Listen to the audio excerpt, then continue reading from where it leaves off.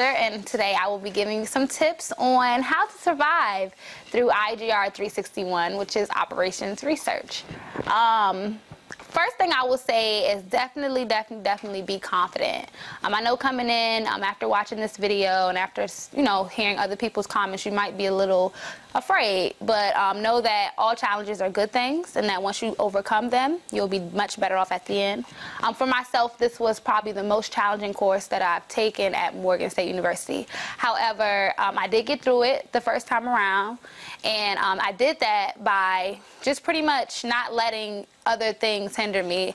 And when I say that, I basically am talking about, again, not letting what other people say or their challenges through the course hinder how, my experience will be. I would say definitely study. Don't go outside of what you're taught in the classroom. Get the textbook, read about the topic so that when you take the topic test, you are, you're ready. Make sure that you don't just dwell on exactly what was given to you in the classroom and what you've seen in a homework problem or even what you did in your practice problem. Expect it to be way more broad when it comes to what you're going to be actually tested on. And I think knowing that, it'll make you more successful. Another thing would be, don't wait until last minute. When receiving homework problems, you get 24 hours. However, prior to doing getting the homework problem, you have like about a week or 4 days at a time to actually present a practice problem. And I know for myself, I was one who would wait until that last day thinking that it was the most optimal due to me wanting to get all my other classwork from other classes out the way. So I would definitely suggest, as soon as you are on the clock for a practice problem, at least start working on it immediately, so that every day you can do a little, and then by the end of the day you can present. However, don't wait until the night before to do the practice problem. You usually rush through it and don't even do well during the presentation and have to go back, change something, and present again. Last thing I would say is think smart, not hard.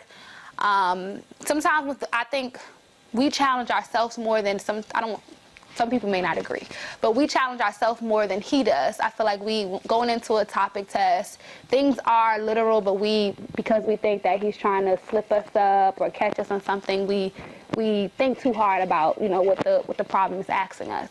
But I know after going through 361 and now being in 461, I find myself more successful in topics when I just think straightforward of what it's asking me and not thinking around like what he could be possibly trying to say. So I would definitely suggest that. I'm here to talk to y'all about how to pass 361 operations research. I would first recommend that you get familiar with the course over the summer. Even though you might see this video during the fall semester, Dr. Salimian has provided us with the necessary materials to be successful in this course, such as having an archive on his webpage that has the topics that he goes over in class dating back from like 1990. And then he also has the test archive, which is actually very helpful because it helps you get an idea of what concepts he might test you on. And it gets you in a critical mind thinking frame. So I would also recommend just paying attention to the little things that he says in class. You might, it might not be what your test is focused on, but it could help you on the test. For example, you might be tested on something such as a matrix row operation or something, and it's a linear independence is something like a concept that could help you on the test. He doesn't necessarily discuss it in class. With my class, he briefly mentioned it, but it was on the test, and those who understood that concept was able to solve the problem a bit faster than others because, it made more sense, the fact that they knew the ins and outs of the whole topic. You should just get familiar with row operations like matrix. Linear algebra. If you haven't taken that class, you might want to brush up on a few of the concepts taught in that class, such as matrix operations, inverse matrices. You need to know how to do fractions, converting decimals to fractions, all of that. So this test is built for you to pass. You just have to use your resources effectively.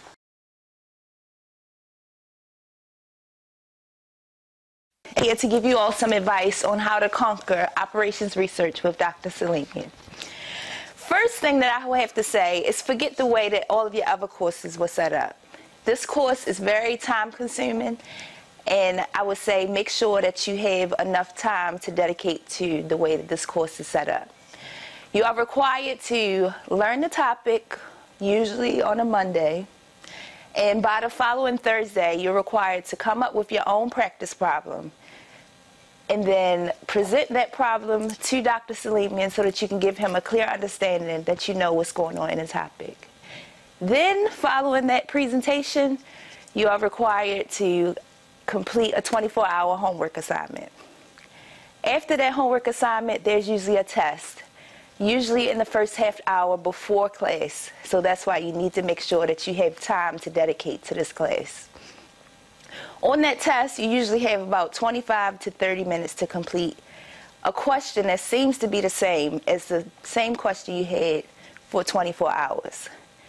The first thing in tackling his test are to thoroughly read the directions, because it will appear to be the same, but once you start the problem, because you're like, okay, this looks exactly like my homework, you start the problem, go back and read the instructions, and then you realize you didn't have to do 3 of the steps that you've done, and then you look at the clock and you only have about 10 minutes left to actually complete the problem. So that would be my first advice to give to you about the course. The next thing I would have to say is make sure that you have a strong community of learning. When you all work together, especially when you all get your homeworks, everyone is going to have a different case. So if you all work together and you compare the cases that you all have seen in your different homeworks, then by the time you get to the test, you'll have a clear understanding of the possibilities of the different cases that may happen on each problem. Another piece of advice that I would give to you all is really make sure that you have the time to dedicate to this man.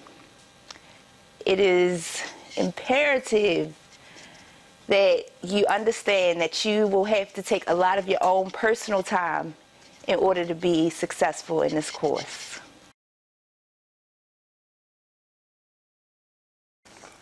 Hello, future OR engineers. My name is Malcolm, and I'm going to be giving you some advice, tips, and suggestions which will ensure success in your operations research experience. Now, the method I've put together is called the Defeat the D method. And as we all know, in the School of Engineering, there's no such thing as a D. So I really mean F or I. Now, in this Defeat the D method, there are 3 Ds that you have to remember: discipline, determination, and for lack of a better word, the group. Now, as far as discipline is concerned, this incorporates humbling yourself, prioritizing, proper planning, and etc. And as we know, these are common characteristics of a great engineer. As far as determination is concerned, you cannot get discouraged, because if you get discouraged, that will lead to your detriment. So make sure you don't get discouraged. As far as the group is concerned, you have to be the group, you have to use the group, you have to encourage the group. Your OR experience is the group. And that's what you will gain most from your OR experience. Hello, future OR students. My name is Emmanuel. My name is Nakia. My name is Jada. And we are a part of the group. Now, I want to ask you a question real quickly. How many of you have actually done some research over the summer before signing up for this class, or before your first day? How many? Is that one? I can't really see. No, it's not. Okay. That's mistake number 1. You want to do some research, get some background knowledge, go on Dr. Salimian's website, find out what you're about to get into. Talk to the upperclassmen. Watch this video, get a copy of this video if you need to. But yeah, you may see things like WTHDTCF. That stands for, where the heck did that come from? I wonder the same thing a lot when I'm in this class. However, don't be paranoid, don't be scared. Ask a question, throw up that hand. And if it doesn't get answered in class, come back to the group and discuss it. Somebody in there will understand, and somebody will help you out. Somebody will be able to elaborate on what you missed out on. Take notes thoroughly.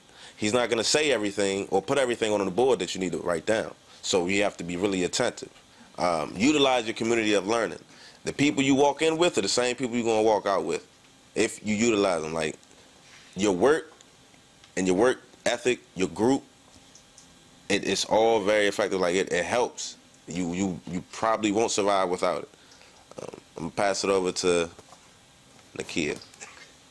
All right, my advice to you is to start your practice as soon as possible and present early, because if you present early, you'll give yourself ample time to make corrections in order to pass the practice and to start the homework. Also, I'll stress the group. Utilize your community of learning. It's your best option for success and to get out of this class into the next one. In this class, you will struggle a bit, but when you pass the topic, it feels like you graduated college each and every time. And Dr. Salimian is very serious about the non-programmable calculator. Do not use a TI anything. And Jada?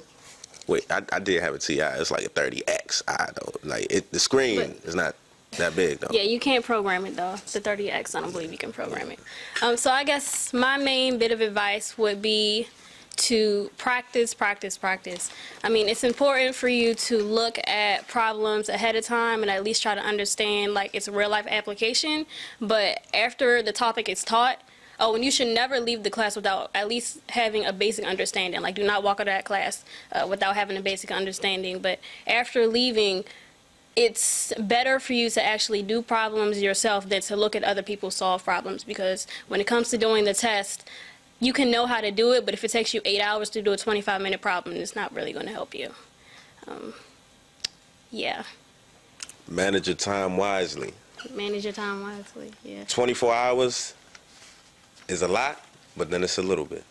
24 hours for an 8-hour problem when you have other classes can get strenuous, but prepare. Get used to not sleeping.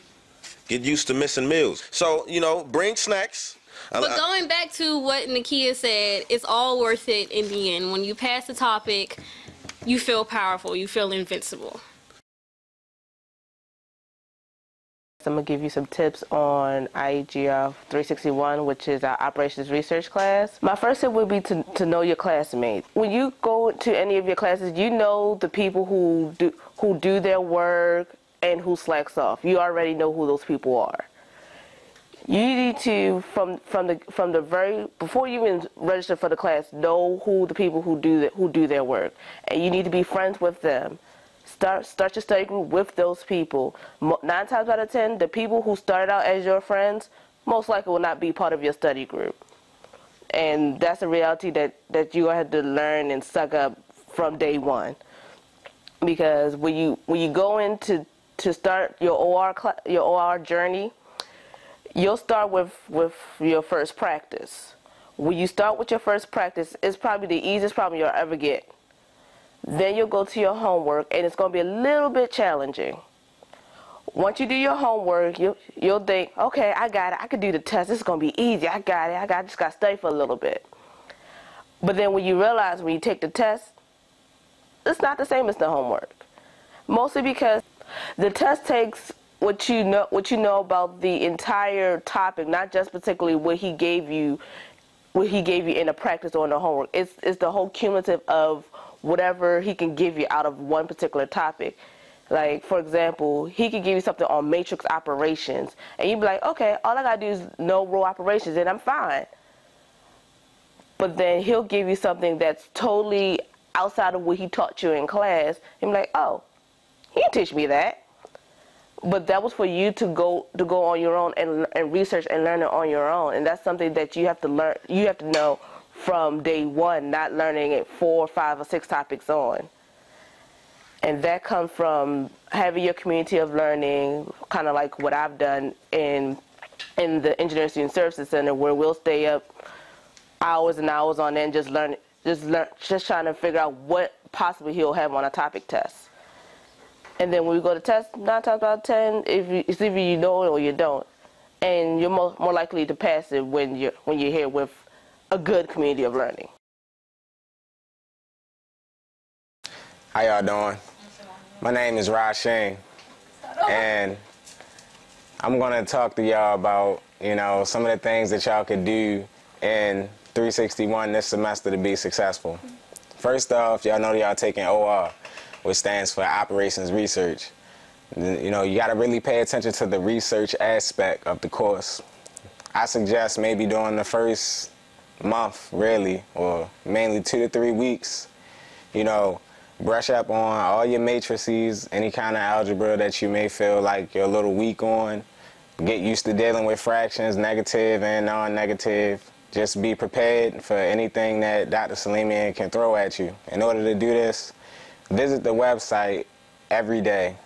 You know, Dr. Salimian has a whole slew of resources on his website that can definitely help you out with getting through this course.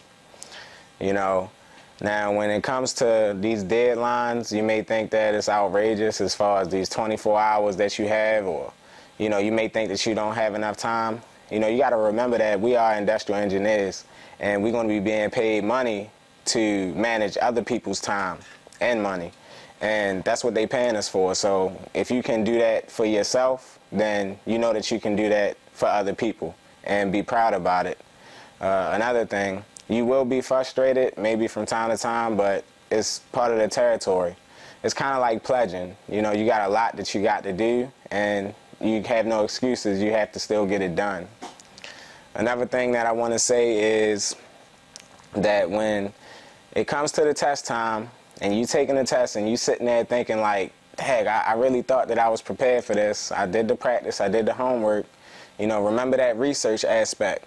You really have to do the research in order to be successful and, you know, pretty much increase your chances of passing the test. If you do happen to pass the test, good. You know, that's one under your belt. If not, you need to go back, look at what you did wrong, talk to Dr. Salimian, talk to your classmates, talk to your study groups, and different things of that nature to see, you know, what could you have done to be successful on it, and maybe use that knowledge going into the next topic test.